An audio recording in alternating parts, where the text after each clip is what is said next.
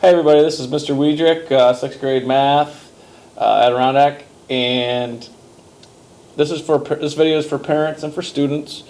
It's just kind of giving you an idea of how a flipped classroom works, because that's how 6th grade math works here. So I'm going to kind of give you the ins and outs, and while we're watching this video, we're actually practicing what a flipped classroom does.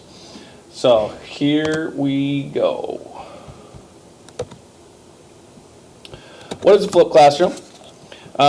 Basically, students watch a video of me explaining something. So what you're watching right now is exactly what this video will be like. So students watch a video of something basic. I will give them notes that probably won't be filled in all the way, and they can fill them in. They can also write down questions if they don't understand something. And actually, before we go to that, the beauty of not understanding something, not getting something, if something moves too fast with this, is you can stop. You can hit pause, you can hit rewind, and you can go back and re-listen or try again or that type of a thing. And whether that helps you or you still are a little bit confused, then you can still write that question down and come to class the next day with it. In class, what we will do is review what you watched, answer questions about anything you watched, and then take that information and expand on it. So develop that knowledge a little bit further. So I'll explain things, I'll ask questions, I'll pose problems that maybe you didn't see on the video type of thing. And then we'll talk about anything that goes along with it. So what I have here, so you see this illustration, and there's a few other ones. That explains these things explain what a flipped classroom is compared to what kind of your traditional, your normal classroom is, I guess. And I'm just flipping back and forth here. So the reason I'm doing that is I'm showing you that you can hit pause and go back. Like you can read this one, and I'll show you this one. And you could hit pause and read that one. You could hit pause. I would like you to do that, please, and just look through these and see what's there. So you've hit pause, you've read those picture graphs, and you're getting an idea of what's going on in a flipped classroom. So why did I do this? Certainly not everybody learns at the same speed. So some kids watch the video all the way through, some kids need to stop it, some kids need to rewind, that type of thing. Sometimes hearing what is being said again kind of clicks into your brain. Some kids don't like asking a question. Maybe it's a little easier to write the question down on a piece of paper and hand it to me the next day. That type of thing might be easier, might not be, but it's an option. This says the lecture is a simple part. That means whatever video I'm sending home to you, I'm not giving you something that takes a whole bunch of steps to figure out. If it's a video of something, it's usually an introduction to in a small part of what we're going to learn next. I told you have the availability to stop, rewind and pause the video. If you miss class, you could still go to Google Classroom and watch the video. That's a huge one. Or if I miss class and there's a sub in there, I can still send a video to your Google Classroom and tell the sub for you guys to go check it out. Homework is much better to watch a video than to do 25 math problems. Everybody seems to like that. Kids, parents, the teacher can communicate for help and clarification. I will explain to everybody how you can do that on the Google website. You can ask me questions and such. I don't know why that says Edmodo, that's a mistake. Sorry about that. This is for Google Classroom.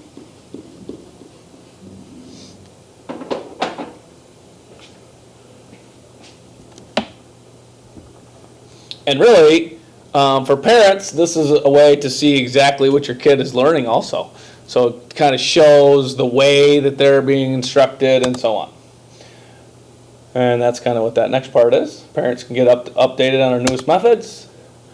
How do you find these guys? So Google Classroom, we're signing your kids up for it in school. I want you to know that their username looks like an email address. It is not an email address. They do not have email at school. It's just what Google has us, how they have them sign in. You'll see that when they do it. How can you get that? You can go to classroom.google.com right here, which is what we did in class already. So the kids are all signed up. And there's also a free app. So if you have a tablet or a phone, whatever it is, there's a free app.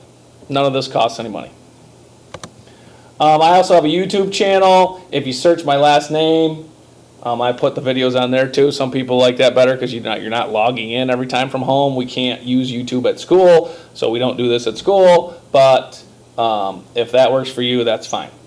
By the way, I'm talking pretty fast. Can you go back and write those things down if you need to? Of course.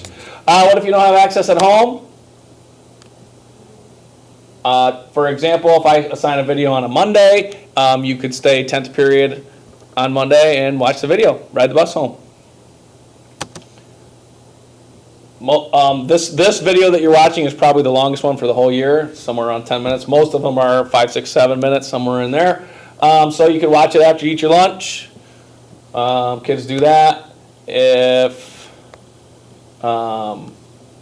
you come in one day and you're like, oh, my internet wasn't working, or I wasn't able to stay after, I wasn't able, blah, blah, blah. A lot of times I'll let students, if it's depending on how crucial it is for them to know that specific knowledge for the next day of class, I might have them watch it at the beginning of class while the rest of us are doing a bell ringer type of thing.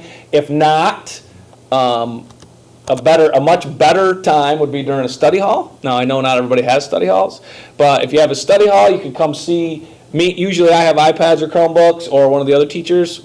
Somebody has them. So you can just go in and borrow and say, hey, can I watch a video? Can I borrow a Chromebook for Mr. Wiedrick's class? And there's headphones also. And take it to your study hall and watch it. That's really kind of the best idea. And if not, we can work. If none of these things work, we can work something out and make it happen.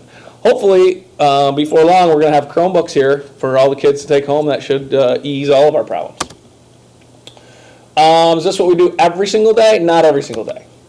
Probably 2 to 3 days a week you can expect a video. There's some traditional stuff that how you would expect, that I'm asking questions and we're working things out and that type of thing. This has 3 to 4 videos per week. That was what I was hoping for. So we're really getting probably 2 to 3 is really a little more realistic. I should have changed that as well. 2 to 3 is really more like it. And what goes on in class now? We just come to class and sleep, catch up on our rest. No, of course, we don't sleep in class. So we verify that you actually watch the video by I ask some questions to start class that tells me if you watched the video or not, got anything out of it. Differentiated instruction means then I'm able to help individual kids or groups of kids how they learned it. So some kids might need clarification on something. Some kids might need something a little harder that I can push them a little farther on so that I'm able to do that more quickly. We do group work in class now, so everybody has a basis of knowledge after you've watched the video. So now I can give you problems in groups, and I crank up the level of content. So that means that I make things more real life oriented and a little more challenging.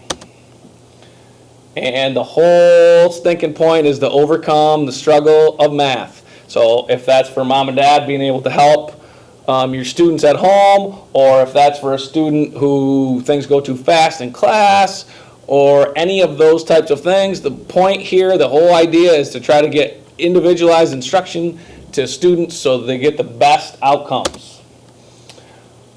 So if I'm a parent, grandparent, aunt, uncle, whoever, can I watch them with my kids? Absolutely. Please do.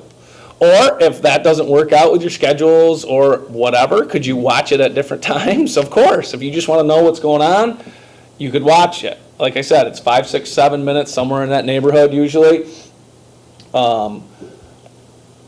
Gives you an idea of what we're doing, how we're doing it. Are there more than one way to do things? Yes, of course. It gives you a chance, if you're the type of people, I've had people do this, that watch it together, just one more thing you can do with your children. You could watch it, like I said, if you have different schedules, watch it separately. Hey, can you tell me how we divide fractions? And you can talk about actually figuring things out.